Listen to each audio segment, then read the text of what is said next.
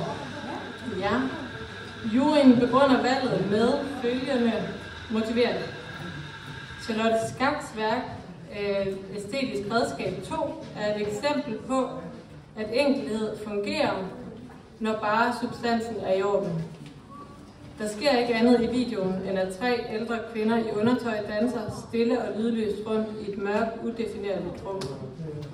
Det er meget nemt at aflæse videoen som et simpelt kropspolitisk statement, hvor de 3 kvindekroppe repræsenterer et andet kropsideal end det ungdommelige, slanke, veltrimmede look, som medierne normalt markedsfører.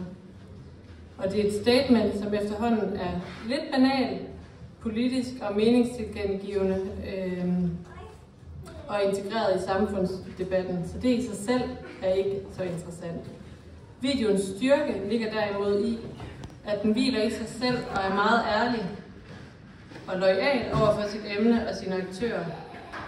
Der er ingen unødig iscenesættelse, ingen distancerende ironi, men en stærk tiltro til, at de dansende kvinder deltager i deres egen ret uden at repræsentere andet end sig selv og deres skønne kroppe.